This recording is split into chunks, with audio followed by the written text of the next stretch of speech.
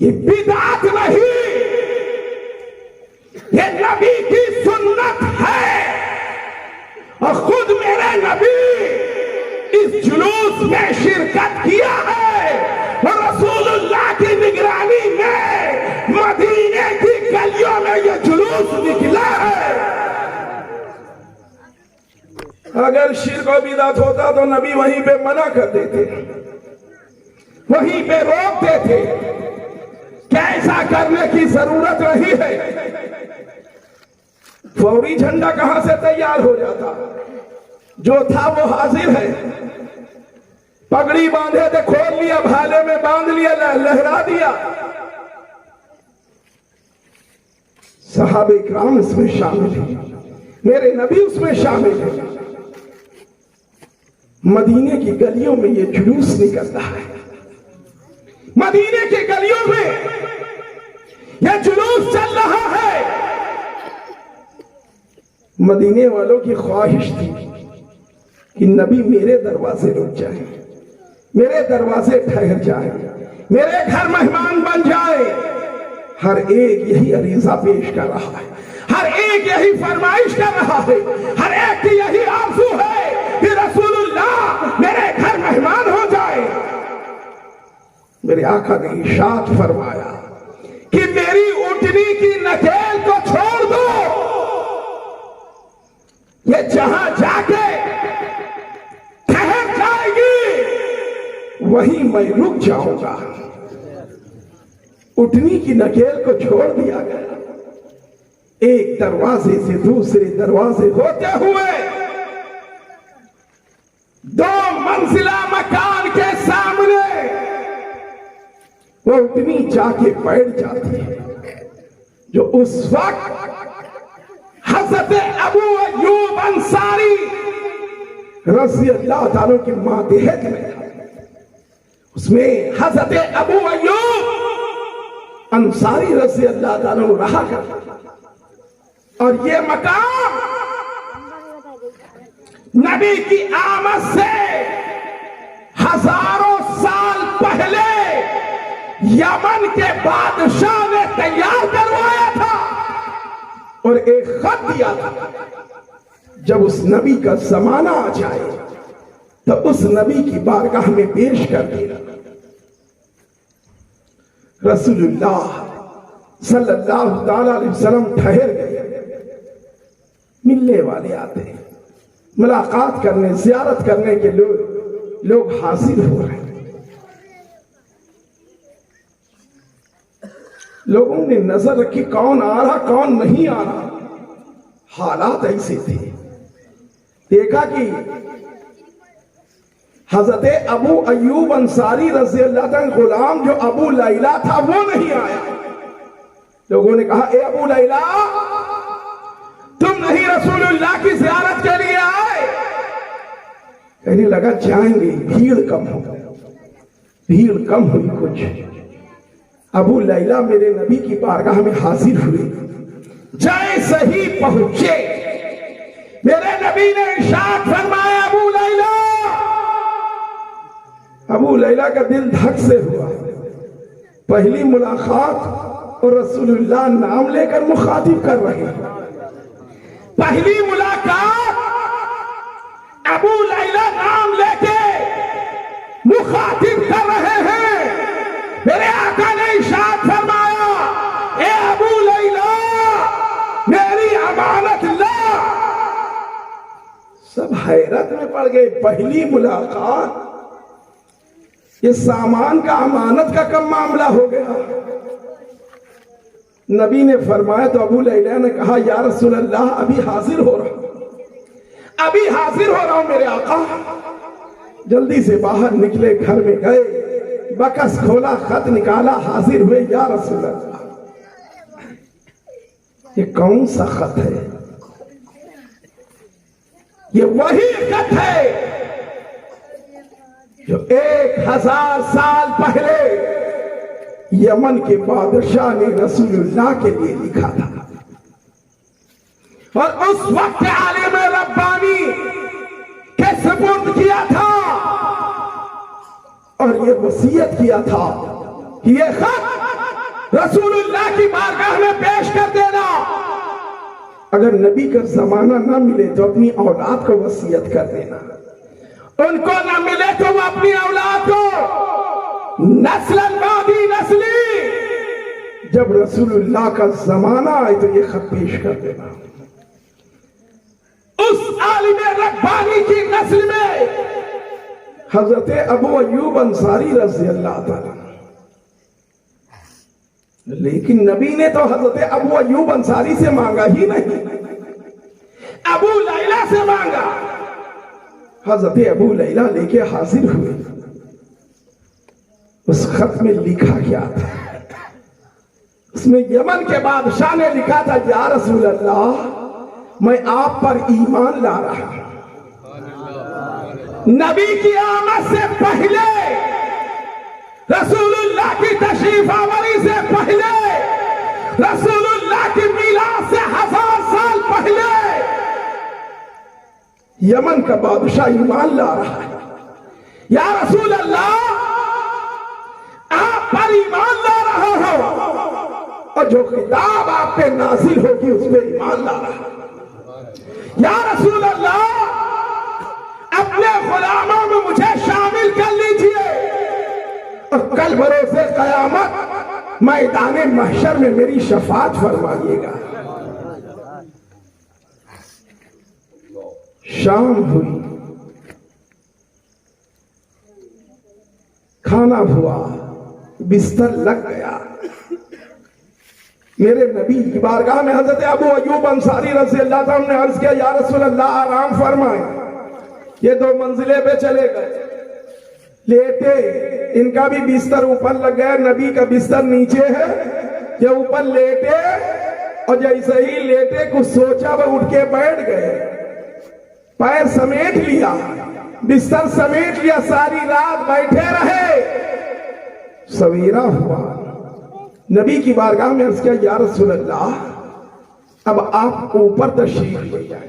मेरे नबी ने कहा कि नहीं, ठीक है, अरे बाहर के लोग आते जाते हैं, मानी सी बात है, नीचे रहेंगे, मिल के चले जाएंगे, मुलाकात करके चले जाएंगे।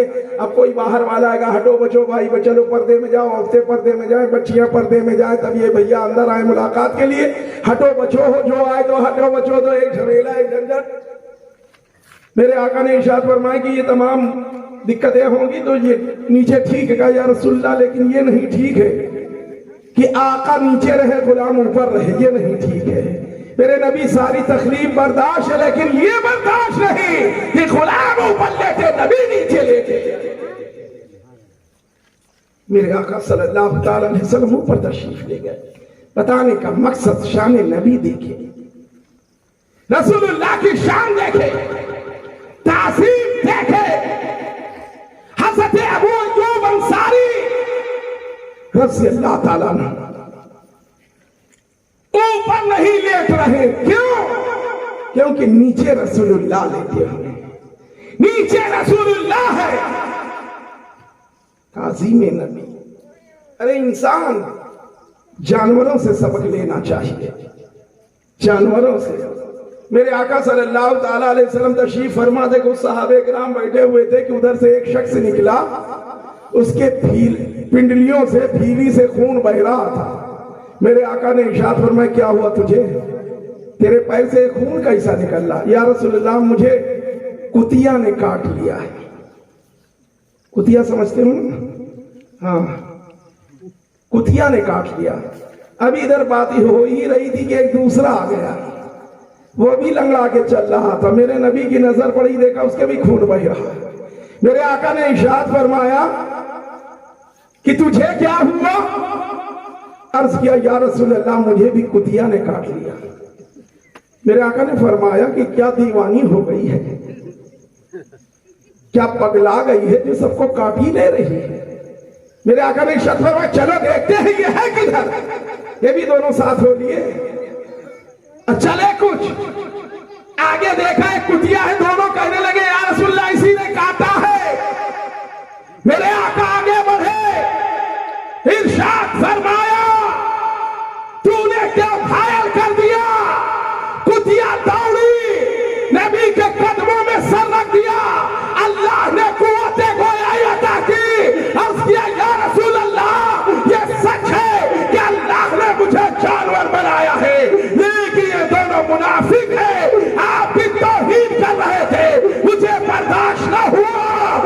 ने काट लिया इसे। सोचो जरा, सरकार सल्लल्लाहु ताला अलैहि वसल्लम की शान में गुस्ताखी की, तो इन जानवरों ने काट लिया।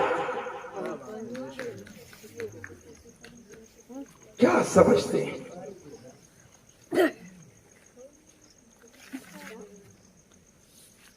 इस तरह के एक नहीं बेशुमार वाकयात हैं। हमें ये देखना चाहिए कि हम क्या है, हमारा मामला क्या है। हमारे यहां एक बहुत जबरदस्त कि झूठे दावे करना ये आदत पड़ गई है। झूठे नारे लगाना ये आदत में शामिल हो गई है। समझ गए? इनकी ढकोसलों से कुछ होने वाला नहीं। ये बहुत साफ सुथरी बातें सुन लो।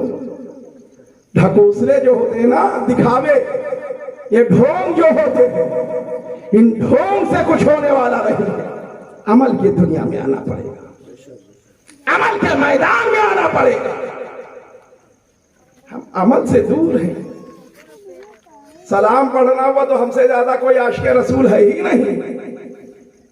नमाज एक वक्त की नहीं पढ़ रहे हैं, आशिक़ रसूल का नारा भरते घूम रहे हैं। हाँ, नमाज एक वक्त की नहीं।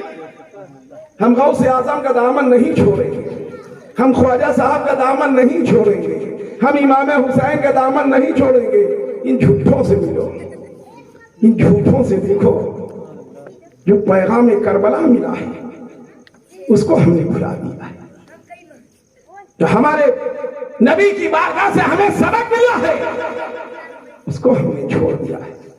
जो दर्स मिला है उसको हमने छोड़ दिया है। फिर खाली दावे किए जा रहे हैं, खाली दावे हो रहे हैं। आओ जरा दुनिया की रंगीनियों में मस्त है, दुनिया की रंगीनियां।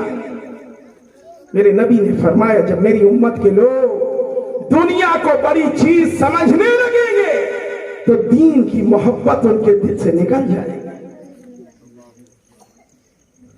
समझ गए? दीन की मोहब्बत निकल जाएगी जब दुनिया को बड़ी चीज समझेंगे। तब हमने दुनिया को सब कुछ समझ लिया है, आखिरत की तरफ हमारा ख्याल ही नहीं जाता। हम ये भूल चुके कि हमें मरना है और मर के कब्र में जाना है। हम भूल चुके कि हमें कब्र की अंधेरी कोठरी में लेटना है। ये हम भूले हुए हैं। खाली लच्छेदार बातें सुना दें, आप नारा लगा दें, वाह वाह कर लें, चलते बने।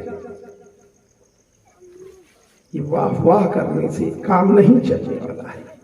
आओ जरा, सरकार सल्लल्लाहु ताला अलैहि वसल्लम साहबे किराम का मजमा है। मेरे नबी जब मैदान महशर का तस्करा करते हैं, मैदान महशर की बातें करते हैं, साहबे किराम ने अर्ज किया, या रसूलल्लाह, इतना बड़ा मजमा होगा, इतनी बड़ी भीड़ होगी, इतने लोग इकट्ठा होंगे, या रसूलल्लाह, आप अपने उम्मतियों को कैसे पहचानेंगे?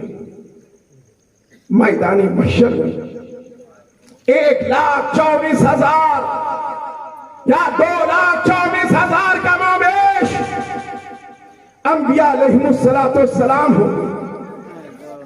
तमाम नबी होंगे, सारे नबियों के उम्मती होंगे। इतना बड़ा मजमा होगा। या रसूल अल्लाह, आप अपने उम्मतियों को कैसे पहचानेंगे? मेरे आका इरशाद फरमाते कि पहचान लेंगे, मेरे लिए बहुत आसान है। बात समझ में नहीं आई मेरे आका, आप अपने उम्मतियों को कैसे पहचानेंगे? मेरे नबी फरमाते हैं आसान है, मानी सी बात है। देवा शरीफ के मेला गए होंगे आप, भीड़ का अंदाजा है। मखदूमे की शौचा के उर्स में गए होंगे, भीड़ का अंदाजा है। आला हज़रत के उर्स में गए होंगे, भीड़ का अंदाजा है। हिंद के राजा हमारे ख्वाजा मोइनुद्दीन अजमेरी अला रहमा के उर्स में गए होंगे। भीड़ का अंदाजा कि जिसका किस्मत का तारा चमका होगा वो हज बैतुल्लाह के लिए गए। उनसे पूछो कितना बड़ा मजमा होगा। अरे जब कुछ कुछ इलाकों से चंद लोग जाते हैं तो इतना बड़ा मजमा इकट्ठा हो जाता है जहां सारे नबी और सारे नबियों के सारे उम्मती इकट्ठा होंगे। उस मजमे का क्या हाल होगा, कितनी भीड़ होगी। साहब इकराम अर्ज करते हैं, या रसूल अल्लाह, आप अपने उम्मतियों को कैसे पहचानेंगे मेरे आका? इरशाद फरमाते हैं, बहुत आसान है, समझ में ना आया। सरकार सल्लल्लाहु ताला अलैहि वसल्लम इरशाद फरमाते हैं कि जब मेरे उम्मती महशर में आएंगे तो वो वजू में जिस्म के जितने हिस्से धोते हैं, अल्लाह हर एक हिस्से को वजू की बरकत से ऐसा रोशन कर देगा, ऐसा रोशन कर देगा जैसे 14वीं का चांद रोशन होता है। और उसे देख के पहचान लेंगे कि ये मेरे उम्मती आ रहे हैं। हम दुनिया के चक्कर में हैं। नबी फरमाते हैं कि वजू की बरकत से चेहरा इतना रोशन हो जाएगा, इतना चमकदार हो जाएगा जैसे 14वीं का चांद रोशन होता है। मैदानी महशर होगा, एक गिरोह आएगा जिनके चेहरे बड़े चमकदार होंगे, बहुत रोशन होंगे। फरिश्ते उनसे पूछेंगे, ए लोगों, तुम दुनिया में कौन सा अमल करते थे जिसकी वजह से अल्लाह ने चेहरों को रोशन कर दिया है? वो लोग जवाब देंगे कि हम कोई खास अमल नहीं करते। हाँ, जब नमाज का वक्त होता तो वजू करके हम मस्जिद में दाखिल हो जाते। इसकी बरकत से अल्लाह ने चेहरे को ऐसा रोशन कर दिया है जैसे 14वीं का चांद रोशन। हम दुनिया की रंगीनियों में हैं, लेकिन याद रखो, वजू की बरकत से, केवल वजू की बरकत से चेहरा रोशन।